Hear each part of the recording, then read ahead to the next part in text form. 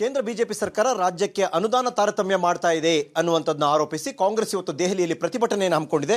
ಸಚಿವರಾಗಿರ್ತಕ್ಕಂಥ ಸತೀಶ್ ಜಾರಕಿಹೊಳಿ ಅವರು ನಮ್ಮ ಜೊತೆಗಿದ್ದಾರೆ. ಸರ್, ಇವತ್ತಿನ ಪ್ರತಿಭಟನೆ ನಿಮ್ಮ ನ್ಯಾಯದ ಕೂಗು, ನ್ಯಾಯದ ಹಕ್ಕು ಅಂತ ನೀವು ಹೇಳ್ತಾ ಇದ್ದೀರಿ. ಇದು ರಾಜಕೀಯ ಪ್ರೇರಿತ ಅಂತ ಬಿಜೆಪಿ ಅವರು ಹೇಳ್ತಾ ಇದ್ದಾರೆ. ಅದಂಗೆ ರಾಜಕೀಯ ಪ್ರೇರಣೆ ಹೋರಾಟ ಅಲ್ಲಿದ್ದು ಕರ್ನಾಟಕ ಸಿಗಬೇಕಾದ ನ್ಯಾಯ ಸಮೇತವಾದಂಥ ಹೋರಾಟ ಇದು ಅವ್ರಿಗೆ ಅನ್ಯಾಯ ಆಗಿದೆ. ಅವರು ಕೂಡ 4 ವರ್ಷ ಯಡಿಯೂರಪ್ಪನವರು ಬೊಮ್ಮಾಯಿಯವರ ಸರ್ಕಾರ ಮಾಡಿದ್ದಾರೆ. ಅವ್ರ ಕಾಲದಲ್ಲಿ ಕೂಡ ಇದು ನಾವು ಡಿಮಾಂಡ್ ಮಾಡ್ತಾ ಇದ್ದೀವಿ. ಬರೀ ಕಾಂಗ್ರೆಸ್ನಿಗೆ ಅವಧಿ ಇಲ್ಲ, ಬಿಜೆಪಿಯಲ್ಲಿ ಕೂಡ ಇದು ಬರಬೇಕಾದ ನಾವು ಆ ಸಂದರ್ಭದಲ್ಲಿ ಸದನದಲ್ಲಿ ಕೂಡ ಹೇಳಿದ್ವಿ. CM ಅವ್ರು ಹೇಳಿದ್ದಾರೆ, ನಾವು ನಿಮ್ಮ ಜೊತೆ ಬರ್ತೀವಿ, ನಿಮ್ಮ ಪ್ರಧಾನಮಂತ್ರಿನ ಭೇಟಿ ಆಗಲಿಕ್ಕೆ ನಮ್ಮನ್ನು ಕರ್ಕೊಂಡು ಹೋಗಿ ನಾವು ಹೇಳ್ತೀವಿ ಅಂತ ಅವಾಗ ಹೇಳಿದಂಥ ಸುಮಾರು ಉದಾಹರಣೆಗಳನ್ನು ನಾವು ವಿಧಾನಸಭೆಯಲ್ಲಿ ಹೇಳಿದಂಥ ಉದಾಹರಣೆಗಳು ಇದೆ. ಸೊ ಇವತ್ತಿಂದ ಧ್ವನಿಯಾಲ ಇದು 10 ವರ್ಷಗಳಿಂದ ಕೂಗಿದ್ದೇ ಇದೆ. ಸೊ ಇವತ್ತು ಅದು ಅಂತಿಮವಾಗಿ ಕೇಂದ್ರ ಸರ್ಕಾರದ ಗಮನ ಸೆಳೆಯಲಿಕ್ಕೆ ಒಂದು ಪ್ರತಿಭಟನೆ ಮಾಡ್ತಾ ಇದ್ದೀವಿ.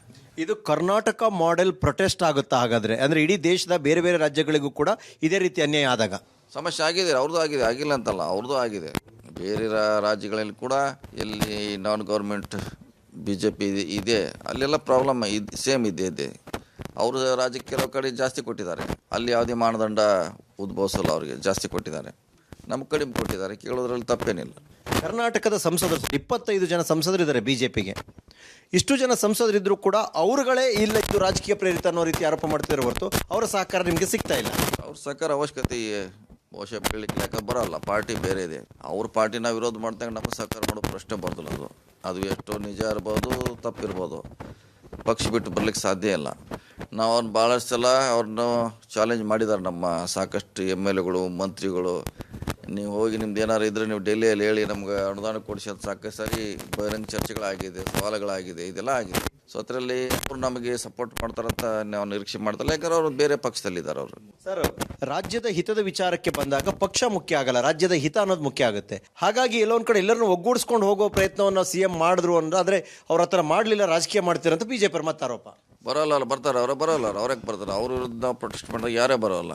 ಅವ್ರ ಪಕ್ಷದ ವಿರುದ್ಧ ನಾವು ಇಲ್ಲಿ ವಿರೋಧ ಮಾಡೋದ್ನಾಗ ಅವ್ರು ಬರೋ ಪ್ರಶ್ನೆ ಇಲ್ಲ. ಈಗಾಗಲೇ ಆಹ್ವಾನ ಮಾಡಿದ್ದಾರೆ, ಮುಂಚೆನೂ ಮಾಡಿದ್ದೀವಿ, ಸದನ್ನಲ್ಲಿ ಮಾಡಿದ್ದೀವಿ. ನಾವು ಇಲ್ಲೆಲ್ಲ ಸದನ್ನಲ್ಲಿ ಕೂಡ ಹೇಳಿದ್ದೀವಿ, ರೆಕಾರ್ಡ್ನಲ್ಲಿ ಇದೆ. ನಿಮ್ಮ ಜೊತೆ ನಾವು ಬರ್ತೀವಿ, ಬನ್ನಿ, ನಿಮ್ಮ ಪರವಾಗಿ ಪ್ರಧಾನಮಂತ್ರಿಗೆ ನಾವು ಹೇಳ್ತೀವಿ ಅಂತ ಹೇಳಿದ್ವಿ. ಉದಾಹರಣೆಗಳೇ ದಾಖಲೆ ಇದೆ. ಇದರಲ್ಲೇನು ರಾಜಕೀಯ ಪ್ರಶ್ನೆ ಇಲ್ಲ. ಗ್ಯಾರಂಟಿಗಾಗಿ ಹಣ ಖರ್ಚು ಮಾಡಿಕೊಂಡ ಸರ್ಕಾರ ಈಗ ಕೇಂದ್ರದ ಕಡೆ ಬೆರಳು ತೋರಿಸ್ತಾ ಇದೆ ಅನ್ನುವಂಥ ಆರೋಪವನ್ನು ಮಾಡ್ತದೆ. ನೋಡಿ, ಗ್ಯಾರಂಟಿ ನಡೀತಾ ಇದೆ, ಡೆವಲಪ್ಮೆಂಟ್ ಕೂಡ ನಡೀತಾ ಇದೆ. ಸೊ ಅದಕ್ಕೂ ಇದಕ್ಕೂ ವ್ಯತ್ಯಾಸ ಇಲ್ಲ. ಇದು ಅಡಿಷನಲ್ ನಮ್ಗೆ ಬರಬೇಕಾದ್ರು. ಇದು ಬಂದರೆ ಇನ್ನಷ್ಟು ಭಾಳಷ್ಟು ಯೋಜನೆಗಳನ್ನು ಕಾರ್ಯರೂಪಕ್ಕೆ ತರಬಹುದು.